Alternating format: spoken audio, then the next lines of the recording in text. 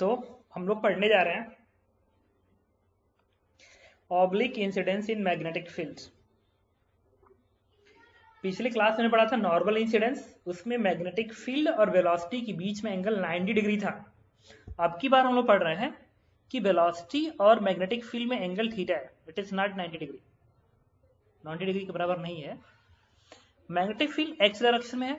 अब पार्टिकल को मैंने इनिशियली इस पॉइंट से प्रोजेक्ट किया है,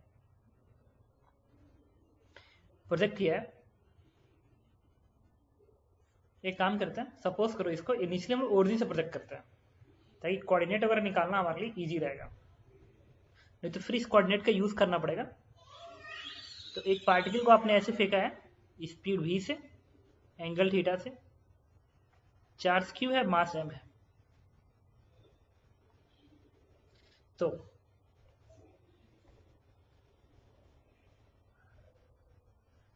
चलो अब हम बात करते हैं इसका मोशन कैसा होगा। तो सबसे पहले हम लोग क्या करते हैं ना, इसमें एक चीज तो कंफर्म है, हम ये जानते हैं कि मैग्नेटिक फील्ड का वर्क डन चार्ज पार्टिकल पे हमेशा जीरो होता है, हमेशा जीरो होता है। तो अगर मैग्नेटिक फील्ड का वर्क डन चार्ज पार्टिकल पे हमेशा जीरो होता है, इसका मतलब स्पीड कभी चेंज नहीं होगी। तो मैं इसमें एक बात कह सकता हूं, the first point is this कि स्पीड इज ऑलवेज कांस्टेंट। चाहे वो किसी पाथ पे कवर करेगा, स्पीड हमेशा कांस्टेंट रहेगा। तो जो डिस्टेंस कवर करेगा, वो बराबर किसके होगा, स्पीड इंटू टाइम के। स्पीड और टाइम मल्टीप्लाई कर दो। अब देखो, ये तो पहला पॉइंट है जो मुझे याद रखना था। दूसरा, इसके मोशन की बात करते हैं। इसके मोशन की मैंने वेलोसिटी के कंपोनेंट कर दिए, एक एक्स के अलावा जो कि आएगा v cos थीटा, और एक को मैंने y के अलॉन्ग कर दिया, ये आएगा v sin थीटा। ठीक, चलो अब थोड़ा फोर्स की बात करते हैं। इस पे जब तुम फोर्स लिखोगे ना, फोर्स, वो फोर्स आएगा, magnetic force is q v cross b, q v cross b।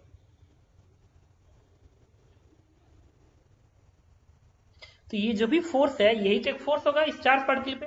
अगर यही फोर्स होगा तो फोर्स तो q v क्रॉस b के बराबर है। इसका मतलब ये फोर्स मैग्नेटिक फील्ड पे क्या है, परपेंडिकुलर है। ये तो फोर्स वेलोसिटी भी परपेंडिकुलर और मैग्नेटिक फील्ड पे भी परपेंडिकुलर है।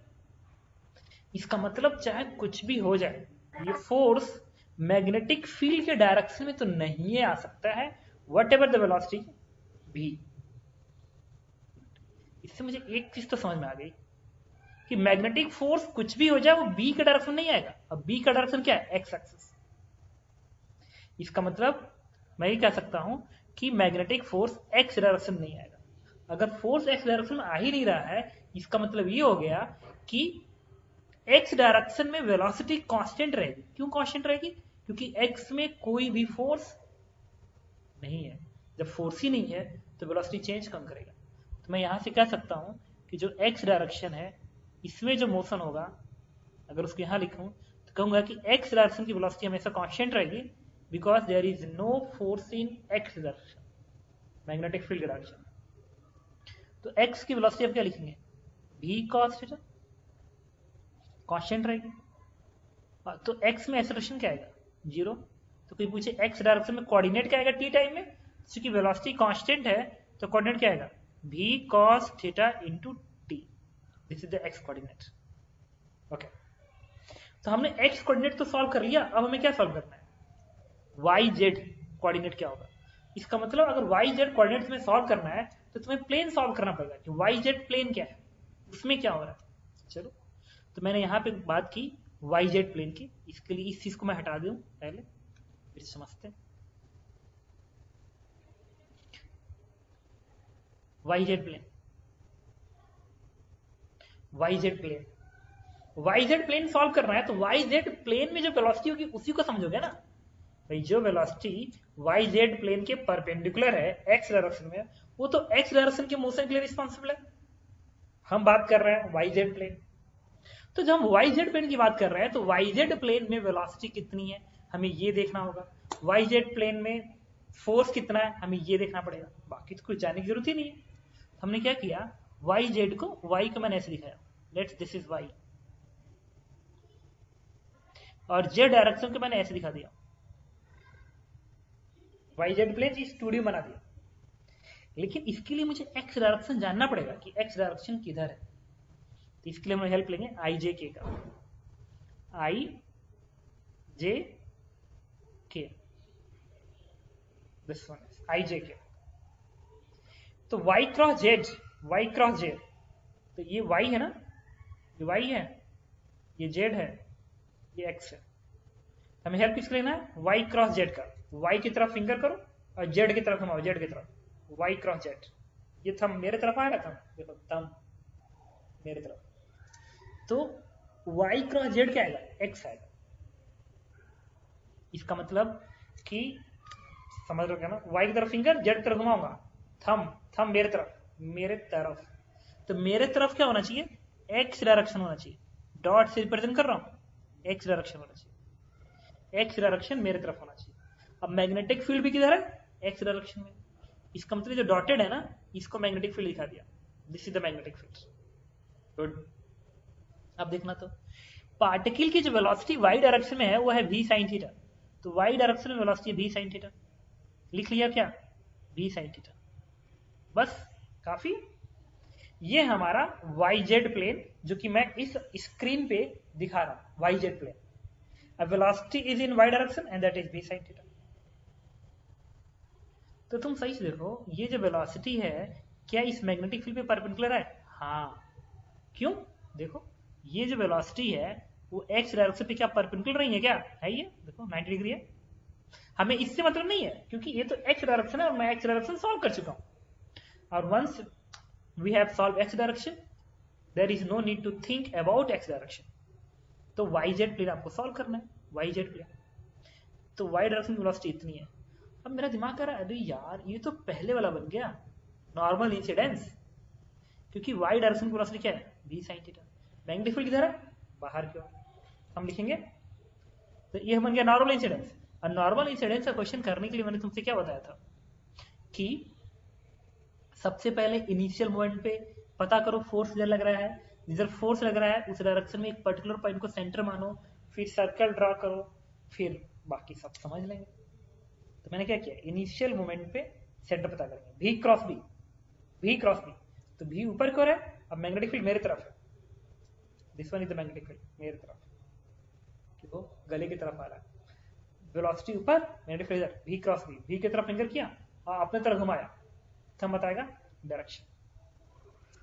तो थंब बताएगा डायरेक्शन, मतलब इस डायरेक्शन में कहीं ना कहीं सेंटर है। तो अपने मन से इधर कहीं सेंटर मान लिया, सी द सेंटर। और फिर इतने रेडियस का एक सर्कल ड्रॉ करेंगे। अब वेलोसिटी ऊपर कर तो ऐसे भागेगा ऊपर की ओर, ऐसे ऐसे मैंने सर्कल ड्रॉ कर दिया, ये सर्कल है।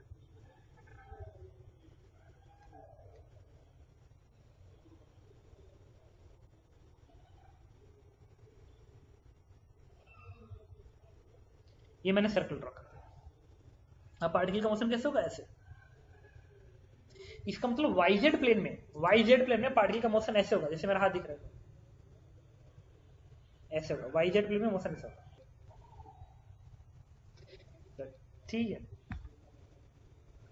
फिर मोशन की एनालिसिस कर लीजिए।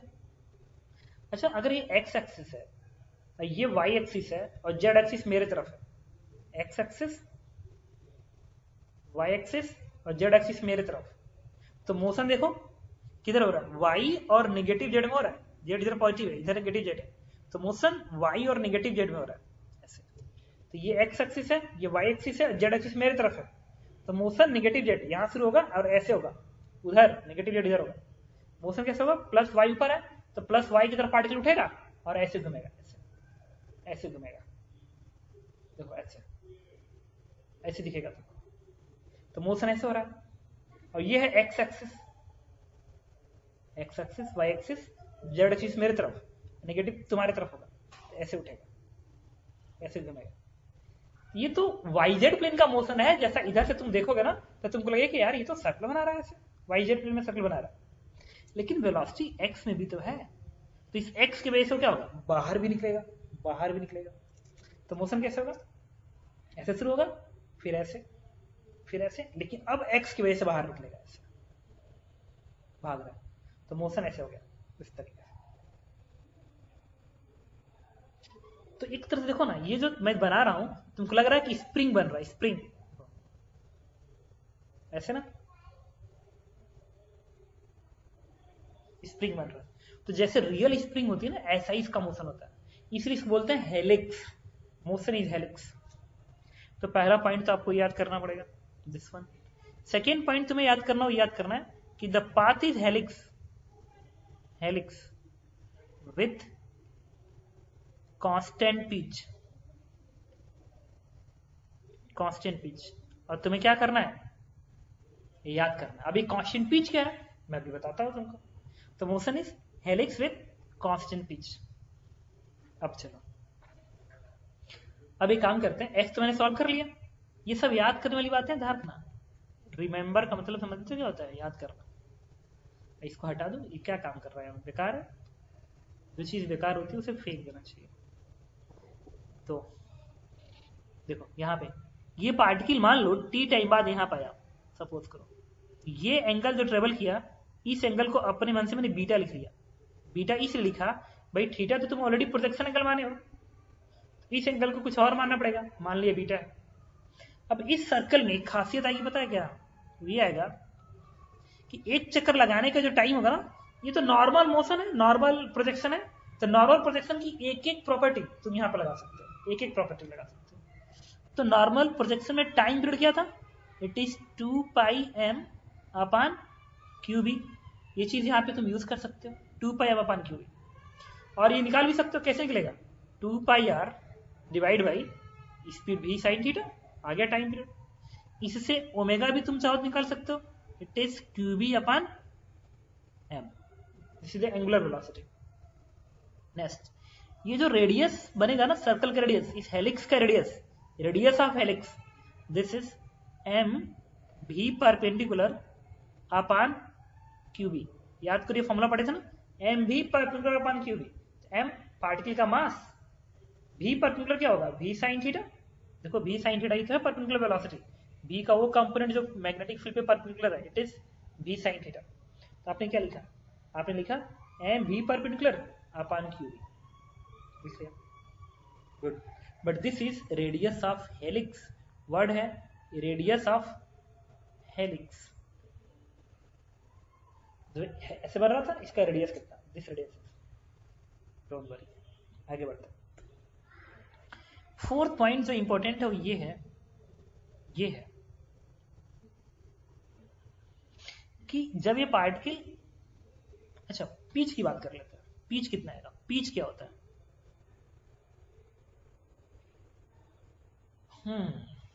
पिच होता है, देखो कैसे, ये एक्स एक्सिस है, ये एक्स एक्सिस है। अब पार्टिकल यहां से शुरू हो रहा है, तो कायदे से देखो इसका मोशन ऐसे हो रहा था ना, अगर ये पॉइंट यहाँ पे एक्स एक्सिस मेरे तरफ है, मोशन ऐसे हो रहा था, तो तुम देखो बार बार इस एंड को, इस वाले एंड को टच कर रहा है, बार बार टच कर रहा है, देखो टच नहीं कर रहा है, बार बार टच कर रहा है। इसका मतलब कि ये जो एक्सिस है, अब चूंकि वेलोसिटी एक्स में है, वेलोसिटी एक्स में भी तो है, तो वो ऐसे नहीं घूमता रहेगा, वो घूम के थोड़ा आगे भी बढ़ेगा, यहाँ फिर घूम के यहाँ, फिर घूम के यहाँ आगे बढ़ेगा। तो क्या फर्क पड़ता है, इधर से सर्कल लग रहा था, तो ये जो एक्सिस है ना, ये जो एक्सिस है, इस एक्सिस को बार बार टच करेगा, इसको बार बार टच करेगा, यहां शुरू होगा, सर्कल बना के यहाँ पर जाएगा थोड़ा सा आगे, because of velocity next direction, फिर शुरू करेगा, फिर यहाँ पर जाएगा, फिर शुरू करेगा, यहाँ पर जाएगा। इसका मतलब कि जो एक्स डायरेक्शन है, इस लाइन को ये चार्ज पार्टिकल हर टाइम पीरियड बाद, एक टाइम पीरियड बाद टच करेगा, देखो एक टाइम पीरियड बाद टच करेगा, एक टाइम पीरियड बाद टच करेगा। तो एक बार शुरुआत यहां से किया था, फिर टच यहां किया, फिर टच यहां किया, फिर टच यहां किया, तो 2 बार जो टच कर रहा है ना, कंजुगेटिव टच की बीच की दूरी is known as helix, distance is known as pitch, distance between 2 consecutive touching point is known as pitch of helix. लेकिन चूंकि एक्स डायरेक्शन की वेलोसिटी कैसे निकलेगा, देखो एक्स की वेलोसिटी हमेशा कांस्टेंट है, तो एक्स की वेलोसिटी को अगर मैं टाइम से मल्टीप्लाई कर दूं, टाइम पीरियड से, time period is t, t is 2 pi upon q b, 2πm/qv। तो टाइम पीरियड तो कांस्टेंट है, और भी कांस्टेंट और थीटा भी कांस्टेंट है, प्रोजेक्शन एंगल है। इसका मतलब पिच क्या आ गया, इट इज कांस्टेंट। इसीलिए कहा जाता है कि हेलिक्स विद कांस्टेंट पिच है। अब पिच को मैं डिफाइन कर दे रहा हूं, पिच क्या होता है। अभी तुम इतना तो समझ गए कि पिच क्या होता है। Pitch is what, pitch is distance between two consecutive touching point on x axis is known as pitch. या यूं कहूं ना तो जो स्प्रिंग होता है ना, स्प्रिंग ऐसे होता है, स्प्रिंग ऐसे होता है, स्प्रिंग। तो स्प्रिंग के जो कॉइल बने ना, कॉइल, दो कॉइल की बीच की परपेंडिकुलर दूरी पिच कहलाती है। दो कॉइल की बीच की दूरी पिच कहलाती है। दो कॉइल की बीच की दूरी पिच कहलाती है, वही ये भी है। तो अब अगले पेज पे मैं डिफाइन करने जा रहा हूं पिच को और बाकी चीजें। ये कौन सी प्रॉपर्टी थी, फोर्थ प्रॉपर्टी है, फिफ्थ प्रॉपर्टी लिखने जा रहा हूं। Distance between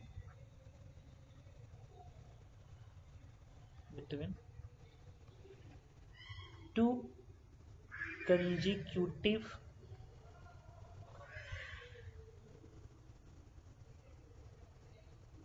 touching point on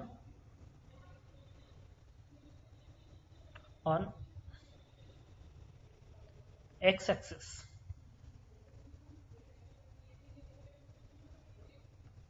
is known as pitch।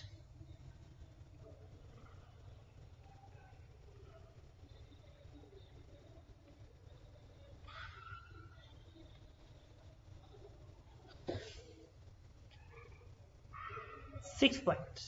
अभी तुमको मैंने प्रूफ किया कि ये जो एक्स एक्सिस है ना, हर एक टाइम पीरियड बाद इसको टच करेगा, हर एक टाइम पीरियड बाद इसको टच करेगा, इसको टच करेगा। तो ये भी इंपॉर्टेंट प्रॉपर्टी है कि हर टाइम पीरियड बाद वो इस एक्स एक्सिस को टच करेगा। मतलब वो मोशन ना ऐसे होगा बेसिकली।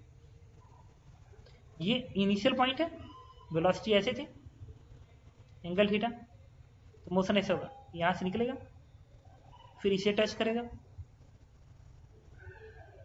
फिर इसे टच करेगा, फिर इसे टच करेगा, हर एक टाइम पीरियड बाद इसको टच करेगा। और ये सर्कल है, ऐसे देखो ना, ऐसे।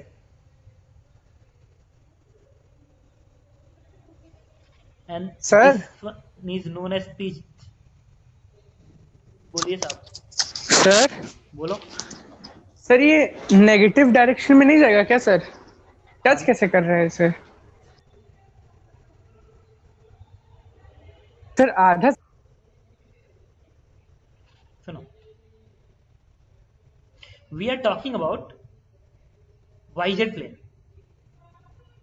तो मुझे बताओ, सिर्फ वाईजेड प्लेन के मोशन को देखना, बाकी कुछ नहीं देखना। गुड, यहां पे आ गया। यहां का वाई जेड कोऑर्डिनेट क्या होगा, 0 0। फिर एक टाइम पीरियड यहां पे आ गया, वाई जेड कोऑर्डिनेट क्या होगा, 0 0। फिर यहां पे आ गया, वाई जेड कोऑर्डिनेट क्या होगा, 0 0। इसका मतलब हर टाइम पीरियड के बाद वाई जेड कोऑर्डिनेट 0 होगा। गुड। तो जब ये एक्स डायरेक्शन की वजह से, जब ये particle because of x direction ये बाहर की ओर निकल रहा होगा, बाहर की ओर निकल रहा होगा, तभी भी तुम क्या कहोगे, हाँ यार हर टाइम पीरियड बाद वाई जेड कोऑर्डिनेट 0 चाहिए। वाई जेड 0 दोनों ही 0 कहां होते हैं, एक्स एक्सिस पे। इसका मतलब हर टाइम पीरियड बाद उसको एक्स एक्सिस पे आना ही पड़ेगा, आना ही पड़ेगा, आना ही पड़ेगा। समझ रहे हो क्या कह रहा हूं। सर पर अच्छा sir, we are talking about the y z plane. Sir उसमें भी सर आप देखिए हाफ सर्कल ऊपर है और हाफ सर्कल नीचे है सर। हाँ, वाई में आधा ऊपर है और वाई में आधा नीचे है। तो सर एक्स यही एक्सिस मैं पूछ रहा हूँ सर, आपने नेक्स्ट पेज बोर्ड पे के जो बाहर होगा बनाया ना। था। यस इस पेज पे है इस डायग्राम में ना, क्यों, यस सर, यस सर। हाँ, इसमें दिक्कत है।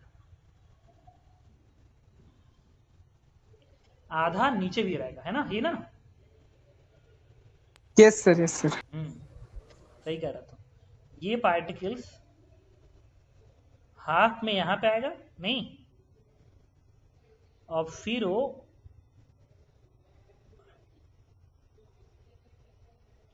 ये इस तरीके से था ना। तो पार्टिकल्स, अभी डायग्राम यहां बनाना मुश्किल हो रहा है। ये ऊपर वाई है, नीचे, तो ये ऐसे होके यहां पे आएगा और फिर इसको यहां पे टच करेगा, ऐसे। तो बात समझ गया, ये ऐसे होके ऐसे आएगा, फिर इसे टच मारेगा, फिर ऐसे होके फिर ऐसे टच मारेगा। तो इस डायग्राम को बनाना ही मुश्किल है यहाँ पे 3D डायग्राम को। रुको कोशिश करता हूँ बनाने के लिए। ये ऐसे आएगा,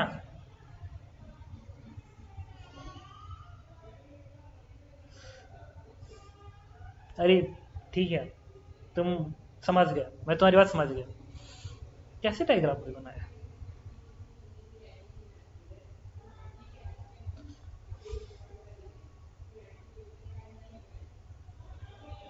जैसा डायग्राम मैं ऊपर कर बनाऊंगा, ये एक्स एक्सिस ऐसे, वाई एक्सिस ऊपर कर है, तो ये प्रॉब्लम है ना।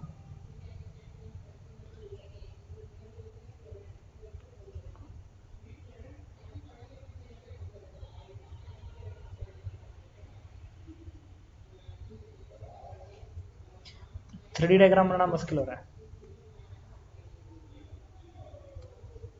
बस ये है कि जितना ये ऊपर जाएगा इधर, उतना ही ये यहाँ पे नीचे दिखेगा, नीचे दिखेगा, लेकिन हर बार इसको इसको टच करेगा, इस लाइन को टच करेगा। एक टाइम पीरियड बाद जब घूमेगा तो इसको टच करेगा। अब देखो बनाना मुश्किल हो रहा है मुझे, बट ठीक है, कोई दिक्कत नहीं, लिख तो सकते हैं। After each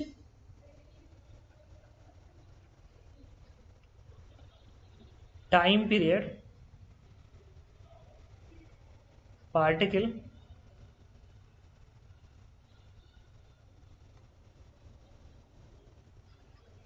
will touch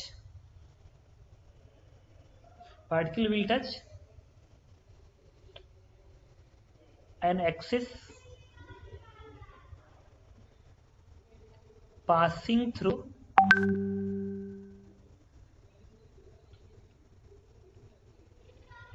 initial point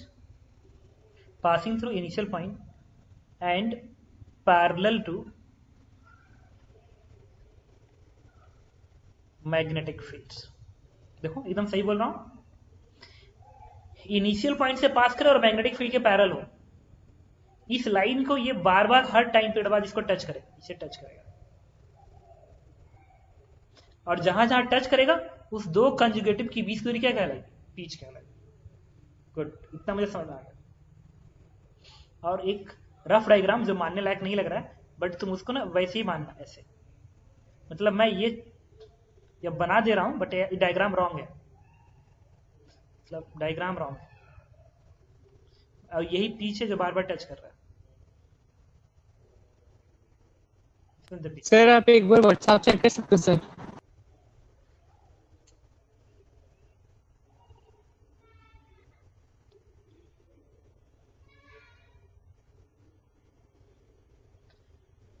बनाया तो, बट इसमें पता है ये लग रहा है कि उसको टच कर रहा है। सर जो बोल्ड पार्ट है वो बाहर की तरफ है, जो पतला पार्ट है वो अंदर की तरफ है।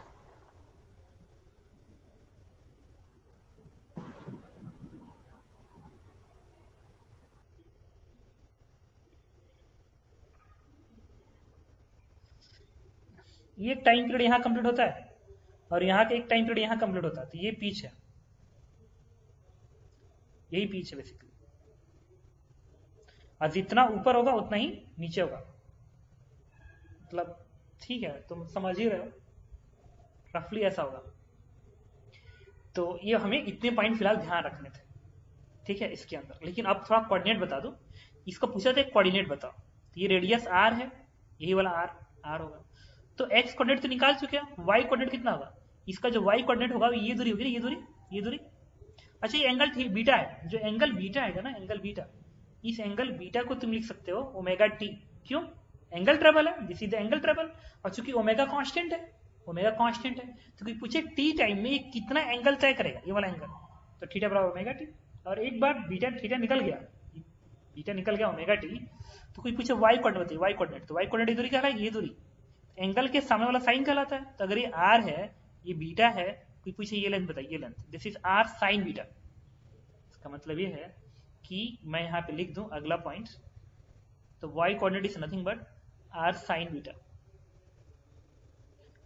और z कोऑर्डिनेट किसके बराबर होगा, और r साइन बीटा, तो r तो आपको पता चल गया इस फॉर्मूले से, इससे पता चल गया, और बीटा इससे पता चल गया, प्लेस कर दोगे y कोऑर्डिनेट, और x z कोऑर्डिनेट क्या होगा, z कोऑर्डिनेट बेसिकली ये दूरी है, ये दूरी है, ये दूरी किससे निकलेगी, इस पूरे में से ये घटाना पड़ेगा, ये पूरा r है और ये r है, ये बीटा है, तो क्या आएगा r cos बीटा, तो ये कोऑर्डिनेट कितना आएगा, ये कोऑर्डिनेट आएगा z coordinate is minus r cos beta, this one is z coordinate. तो एक बार आपको x कोऑर्डिनेट मिल ही गया, यहाँ से y कोऑर्डिनेट आपको मिल ही गया, z कोऑर्डिनेट मिल गया, तो कोई पूछे पोजीशन वेक्टर बताइए t टाइम पे, x i cap, y j cap, z k cap, is answer. अब कोई पूछे वेलोसिटी का वेक्टर बताइए, कर दो डिफरेंशिएट, कोई पूछे एक्सेलरेशन वेक्टर, एक बार और कर दो डिफरेंशिएट।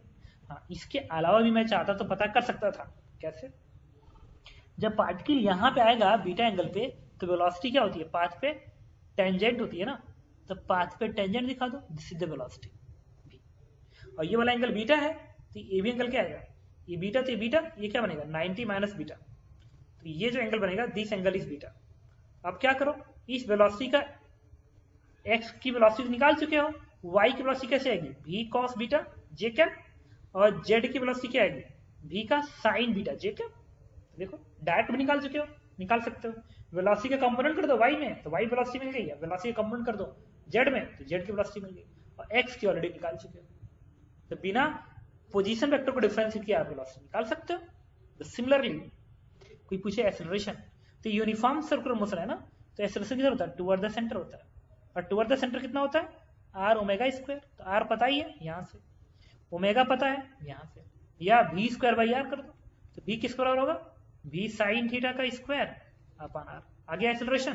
तो अगर ये एक्सेलरेशन मिल गया, तो ये एंगल क्या है, बीटा, तो फिर इसका ये कंपोनेंट कर दो, तो z की एक्सेलरेशन मिल गया, इसका ये कंपोनेंट कर दो, तो y की एक्सेलरेशन मिल गया। तो बिना डिफरेंशिएट किए आप एक्सेलरेशन को वेक्टर फॉर्म में लिख सकते हो, बिना डिफरेंशिएट किए आप वेलोसिटी के वेक्टर फॉर्म में लिख सकते हो, और पोजीशन वेक्टर तो मैं ऑलरेडी लिख ही चुका था। तो ये बेसिक थ्योरी है जिसको मैंने ऑब्लिक इंसिडेंस में लिखी है।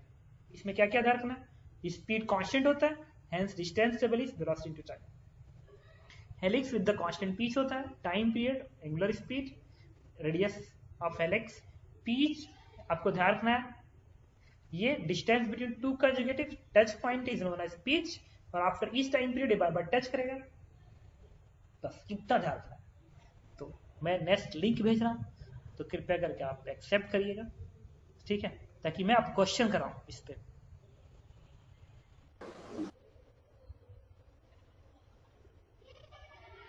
तो देखो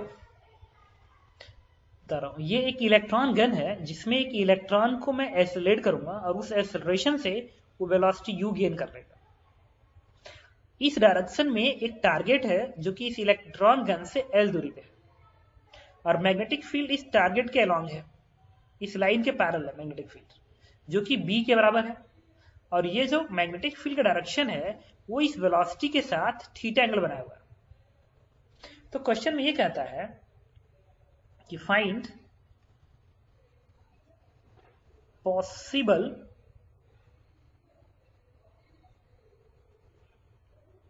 values of potential difference V not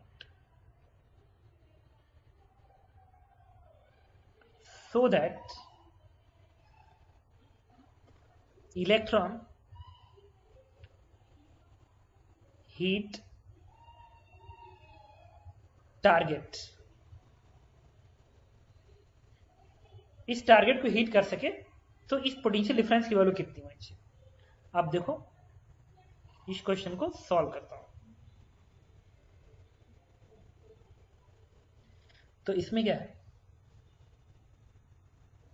ये तुम्हें समझ गया कि सर आप मीटिंग रिकॉर्ड कर रहे हैं सर? यस, इसकी जो वेलोसिटी है वो इस डायरेक्शन में है, और मैग्नेटिक फील्ड इस डायरेक्शन में है, ये वाला एंगल थीटा है।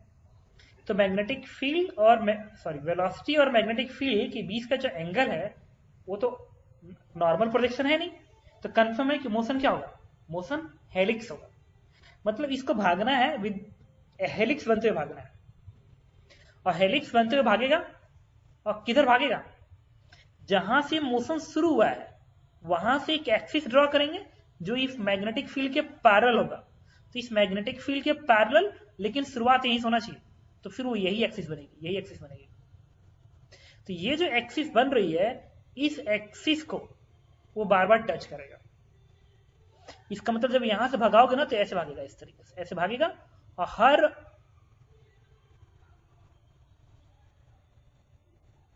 हर टाइम पीरियड बाद इस एक्सिस को देखो टच करेगा। देखो एक चक्कर लगा के यहां पहुंच गया, फिर अगला चक्कर लगा के यहां पहुंच गया टारगेट पे, फिर अगला चक्कर लगा के यहां पहुंच गया, वैसे ही अगला चक्कर लगा के यहां पे। तो इतना तो कंफर्म है कि जो टारगेट होना चाहिए ना, टारगेट वो या तो 2 पिच पे है, या तो 1 पिच पे है, या तो 3 पिच पे है। मतलब किसी एन पिच पे आना चाहिए। जब एन पिच पे आएगा तभी जाकर उस एक्सिस को बार बार टच करेगा, बार बार टच करेगा, बार बार टच करेगा। तो टारगेट को हमेशा पिच के मल्टीपल पे आना पड़ेगा, तभी जाके उसको हिट कर पाएगा। मतलब हिट करने का कंडीशन ये है कि ये जो लेंथ एल होना चाहिए वो हर हाल में एन इंटीजर इंटू पिच होना ही चाहिए, तभी जाके हिट मारेगा। तो एल रहने दिया, एन को एन रखा, पिच क्या होगा, पिच होगा अगर ये वाला एंगल थीटा है तो इस u का इधर कंपोनेंट करेंगे, this is u cos theta. तो u cos theta into time period, this is the pitch, और टाइम पीरियड क्या होता है 2 pi m upon q b, q b is electron का चार्ज है, इसलिए आंसर लाने के लिए मुझे अभी लेकिन पोटेंशियल डिफरेंस पूछा है, ये तो वेलोसिटी है, तो पोटेंशियल डिफरेंस और वेलोसिटी में रिलेशन चाहिए। तो मैंने क्या किया, जब तुम एक इलेक्ट्रॉन को v नॉट के पोटेंशियल डिफरेंस में एक्सेलरेट कराओगे तो कितना काइनेटिक एनर्जी गेन करेगा, E into v naught gain करेगा। भाई Q इंटू वी होता है काइनेटिक एनर्जी। तो इलेक्ट्रॉन अगर v नॉट के पोटेंशियल डिफरेंस में जाता है तो kinetic energy gain by that electron will be E v naught, and this is equal to half m u square. तो इतना की काइनेटिक एनर्जी गेन करने के बाद इसकी speed half m u square, u is speed. अब यहां से u की वैल्यू, u स्क्वायर की वैल्यू मैंने निकाल लिया कितना, this one is twice of E भी नॉट, मुझे भी नॉट निकालना था ना। तो यहां से जो भी नॉट की वैल्यू आएगी, this is nothing but it is 1 upon twice of e m u square, इतनी आएगी। तो अब इस u की वैल्यू यहां से निकालो और उठा के वहां प्लेस करना पड़ेगा। तो इससे इसको इधर भेजो तो बनेगा e capital b l upon n cos theta 2 pi m. इस u को उठा के आप प्लेस कर दो, तो इससे वैल्यू आएगी it is m upon 2e into u square, squaring करो तो बनेगा e square b square l square upon 4 pi square m square cos square theta into n square, इतना बन गया। तो ये भी नॉट आ गया, बेसिकली भी नॉट इज दिस वन। तो आपने भी नॉट की वैल्यू निकाल ली, दिस इज भी नॉट। अब m पता है, e पता है, b पता है, l पता है, पाई 4 m थीटा सब पता है। n की वैल्यू 1 प्लेस करोगे तो एक पोटेंशियल डिफरेंस मिलेगा, 2 प्लेस करोगे तो दूसरा मिलेगा। इसका मतलब क्या है, n की जगह पे 1 प्लेस करोगे तो एक ही पिच पे जाके मार देगा, और n की जगह पे 2 प्लेस करोगे तो 2 पिच लेगा, n की जगह पे 3 प्लेस करोगे तो इसी में 3 पिच बना के उसको मारेगा। तो कभी क्वेश्चन पूछता है कि इसकी मैक्सिमम वैल्यू कितनी हो सकती है, भी नॉट की मैक्सिमम वैल्यू ऐसा भी पूछता है कितनी हो सकती है। तो भी नॉट मैक्सिमम कितना आएगा, जब n कम से कम आएगा, n कम से कम, और n इंटीजर कम से कम क्या हो सकता है 1। इसका मतलब जब एक ही पिच पे मारना होगा तो उस केस का पोटेंशियल डिफरेंस सबसे कम आएगा। सबसे कम करा सबसे ज्यादा आएगा, जब पोटेंशियल डिफरेंस को तुम ज्यादा कर दोगे। अगर बहुत ज्यादा कर दिए तो हो सकता है इस टारगेट के और इधर निकल जाए तो तुम्हारी ना पाए। तो इससे ज्यादा का पोटेंशियल डिफरेंस अटेंड नहीं दे सकते हो अगर इस टारगेट को मारना। तो जितना कम रखोगे उतना ही चांसेस, और डिस्क्रीट वैल्यू आएगी। तो n जब 1 प्लेस करो तो वैल्यू क्या आ गई m, m तो हटाइए, यहां से क्या बनेगा e से e कटेगा तो बनेगा e b square l square divide by 4 दूनी 8, और यहां से क्या आएगा पाई स्क्वायर, एक बचेगा m और एक बचेगा cos square theta. This is the maximum, और ये तब अटेंड करेगा जब n 1 होगा। तो ऐसा क्वेश्चन देता है और आपसे पूछेगा तो आप ऐसे इसको आंसर करेंगे। चलो, किसी को डाउट होगा तो पूछ सकते हो बीच में, नहीं डाउट होगा तो मैं अगले पेज पे चल रहा हूँ। सेकेंड क्वेश्चन है, सेकेंड एक इंपॉर्टेंट क्वेश्चन होता है, ये कहता है कि मैग्नेटिक फील्ड B है और एक पार्टिकल को आपने स्पीड u से फेंका है एंगल थीटा से, चार्ज q है, मास m है, तो पूछता है find radius of helix and radius of curvature of helix. अब इसे सॉल्व करना है। मतलब इस चार कार्ड को प्रोजेक्ट करने के बाद ये जो हेलिक्स बनाएगा, ऐसा हेलिक्स बनाएगा, उस हेलिक्स का रेडियस कितना होगा और रेडियस ऑफ कर्वेचर कितना होगा। रेडियस ऑफ कर्वेचर क्या होता है, वो जिस पाथ पे कवर कर रहा है, जिस पाथ पे घूम रहा है, उस पाथ का रेडियस कितना है। तो एक छोटा सा आर्क लोगे, वो किसी सर्कल का आर्क होगा, उस सर्कल का रेडियस कितना है। तो ये जो radius of curvature, radius of helix है, ये तो आसान है, it is m v perpendicular is b sin theta upon qb। ये तो आंसर मिल गया radius of helix. But radius of curvature का फॉर्मूला पता है क्या होता है, ये होता है सर्कुलर मोशन, याद करो, इट इज v नेट का square upon qb, sorry normal acceleration, ये होता है। Radius of curvature is equal to speed का square divide by normal acceleration. तो हमारा टारगेट क्या है, भी नेट तो पता है u के बराबर है, नॉर्मल एक्सेलरेशन आ जाए तो हमारा आंसर आ जाएगा। तो नॉर्मल एक्सेलरेशन क्या होगा, अच्छा जो फोर्स होगा उसकी वैल्यू क्या होगी, q v क्रॉस b। अरे यार, तो ये जो फोर्स है वो वेलोसिटी पे परपेंडिकुलर ही तो होगा बिकॉज ऑफ क्रॉस प्रोडक्ट। और वेलोसिटी पे जो परपेंडिकुलर अगर फोर्स आ रहा है तो इससे जो एक्सेलरेशन आएगा वो नॉर्मली एक्सेलरेशन तो कहलाएगा, क्योंकि नॉर्मल एक्सेलरेशन क्या होता है, acceleration perpendicular to velocity is known as normal acceleration. Component of acceleration perpendicular to velocity is known as normal acceleration. तो यहां से मैंने फोर्स निकाल लिया कितना, q vb sin थीटा, इसी को m इंटू ए कर दिया क्योंकि परपेंडिकुलर ही आएगा। तो यहां से एयर की वैल्यू क्या आ गई, it is q vb sin theta upon m। उठा के यहां प्लेस कर दो, आ जाएगा रेडियस ऑफ कर्वेचर की वैल्यू। तो मैं इसको यहां लिख दे रहा हूं, this one is radius of curvature is v net, v है u है, तो u का square divide by normal acceleration, it is q v तो u के ही बराबर होगा b sin theta and divide by m। तो ये u से u कट जाएगा और आंसर क्या आ गया, it is mu divide by qb sin theta. This is radius of curvature and this one is answer.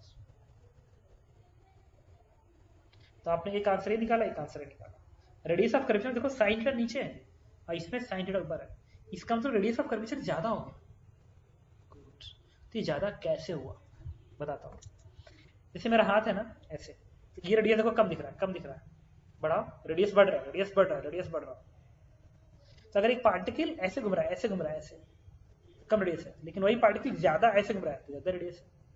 इसमें जानते हो क्या फर्क है, जब तुम हेलिक्स की बात कर रहे हो तो ऐसे घूम रहा है, हेलिक्स की बात कर रहे हो तुम ऐसे घूम रहा है, देखो ऐसे घूम रहा है ऐसे। लेकिन एक्स के वेलोसिटी की वजह से, एक्स के वेलोसिटी की वजह से जब ये बाहर निकलेगा ना, जब बाहर निकलेगा तो ऐसा बनेगा, ऐसा पहले बन रहा था ऐसा, और एक्स की वेलोसिटी की वजह से बनेगा ऐसा। मतलब थोड़ा जो ऐसे घूम रहा था, जो ऐसे था, ऐसे था, वो एक्स की वेलोसिटी की वजह से थोड़ा सा ऐसे हो जाएगा, मतलब ना कर्व थोड़ा सा स्ट्रेच हो जाएगा। कर्व स्ट्रेच हो गया मतलब रेडियस ऑफ कर्वेचर बढ़ गया। यहाँ पे यही हुआ है कि जो पहले ऐसे घूम रहा था, ऐसे घूम रहा था, वो ऐसे ना होके जब ये बाहर निकलेगा ना, बाहर निकलेगा तो थोड़ा सा ये वेलोसिटी ज्यादा है ना एक्स वाली, वो ऐड होगी, तो जो कर्व ऐसे था वो थोड़ा ऐसे हो जाएगा।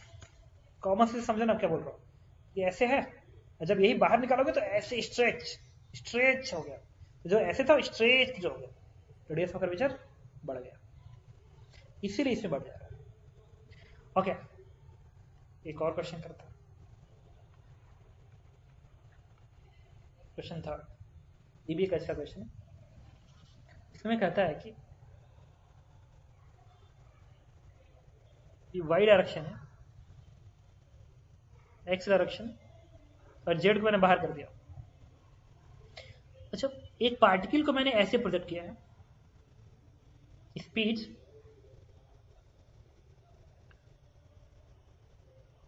u से एंगल थीटा से, और मैग्नेटिक फील्ड जो है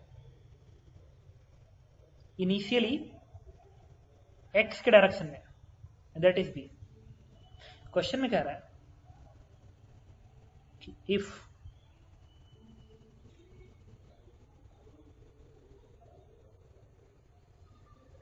if after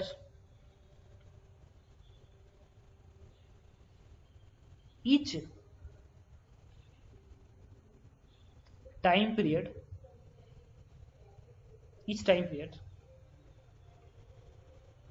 magnetic field, sir बोलो। इसमें कह रहा है कि if after each time period magnetic fields reverse its direction,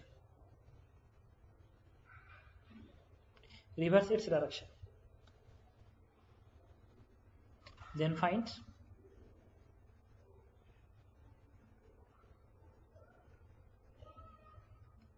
coordinate of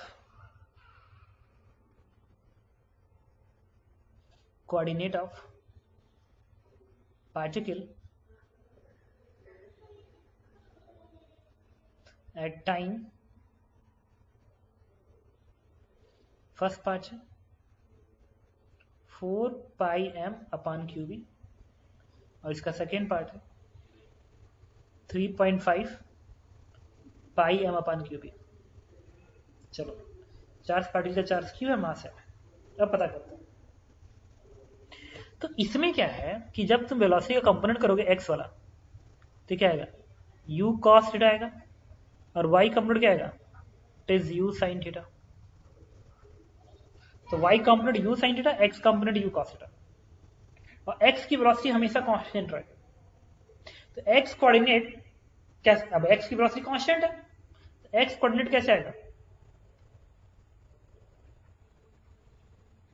x coordinate किससे आएगा, x की वेलोसिटी में टाइम मल्टीप्लाई कर दो, x कोऑर्डिनेट आएगा। इस टाइम से मल्टीप्लाई करोगे अलग x कोऑर्डिनेट, इससे मल्टीप्लाई करोगे अलग x कोऑर्डिनेट, x कोऑर्डिनेट निकाल सकते हैं। y और z कोऑर्डिनेट निकालना इंपॉर्टेंट है, तो y z प्लेन को समझना पड़ेगा। और y z प्लेन क्या है, y z प्लेन में सर्कल हेलिक्स जैसा दिखेगा, सोचते हैं, क्योंकि ये रिवर्स डायरेक्शन का क्या काम है ये भी तो समझना पड़ेगा। तो मैंने y को ऐसे दिखाया, और z को फिलहाल मैंने ऐसे दिखा दिया, और velocity initially u sin theta ऊपर की ओर है, y डायरेक्शन में u sin थीटा, और मैग्नेटिक फील्ड एक्स एक्सिस किधर होगा, एक्स एक्सिस डॉट से बाहर निकलेगा, जैसा अभी मैंने प्रीवियस बताया था, आई क्रॉस जे के हेल्प से, जे क्रॉस के हेल्प से। तो मैग्नेटिक फील्ड बाहर को आएगा, तो भी क्रॉस बी से सेंटर इधर बनेगा। तो इसका जो सेंटर बनेगा, सेंटर वो कहां बनेगा, मान लिया ये है, तो एक टाइम पीरियड बाद ना डायरेक्शन चेंज कर रहा है आफ्टर ईच टाइम पीरियड। तो ये जो पार्टिकल है वो यहां से निकलेगा और ऐसे घूमते हुए यहां पे आ जाएगा। लेकिन एक बार जब यहां पे आएगा तो मैग्नेटिक फील्ड डायरेक्शन चेंज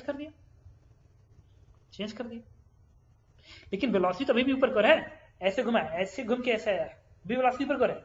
लेकिन अब की बार मैग्नेटिक फील्ड ने डायरेक्शन को अंदर ना करके, बाहर ना करके, अंदर को कर दिया। पहले टाइम पीरियड में प्लस एक्स में था और अगले टाइम पीरियड में नेगेटिव एक्स में हो गया, मतलब डायरेक्शन चेंज करके क्रॉस बन गया, क्रॉस अगले टाइम पीरियड। तो फिर भी क्रॉस भी, अब आपकी बात सर्कल किधर बनेगा, तो वेलोसिटी ऊपर को है, मैग्नेटिक फील्ड अंदर को, तो बी की तरफ फिंगर करो और बी की तरफ घुमा दो, थंब बताएगा डायरेक्शन। वेलोसिटी ऊपर बट मैग्नेटिक फील्ड अंदर आ गया, तो भी क्रॉस बी थंब डायरेक्शन। इसका मतलब अब की बार जो सेंटर बनेगा ना, अब की बार जो सेंटर बनेगा वो इधर आ जाएगा, इधर। और ये जो रेडियस बनेगा, ये जो रेडियस, इसका तो फॉर्मूला यही होगा m u sine theta divide by q b. लेकिन अब सेंटर इधर बनेगा, ये सेंटर मान लो, तो ऐसे घूमेगा इस तरीके से, ऐसे एकदम सिमेट्रिकल ग्राफ होगा इस तरीके से। लेकिन जब फिर ऊपर आएगा इधर, तो मैग्नेटिक फील्ड अब बाहर को आ गया, फिर डायरेक्शन चेंज कर दिया, तो फिर ऐसे घूमेगा, फिर अगले टाइम पीरियड बाद फिर ऐसे। इसका मतलब वाईजेड प्लेन में इसका मोशन ऐसे होगा, वाईजेड प्लेन में मोशन ऐसा होगा। मतलब ये अगर ओरिजिन है तो ऐसे, इन्फिनिटी जैसा बनेगा एक तरह से देखो। लेकिन एक्स एक्सिस बाहर की ओर भी तो है, और एक्स की वेलोसिटी हमेशा कांस्टेंट रहेगी, हमेशा। तो इसको बाहर भी आना पड़ेगा, तो कैसे बाहर आएगा? मेरे तरफ पॉजिटिव एक्स एक्सिस है ना, वेलोसिटी पॉजिटिव एक्स एक्सिस की हमेशा कांस्टेंट रहेगी, ऐसे भागेगा, देखना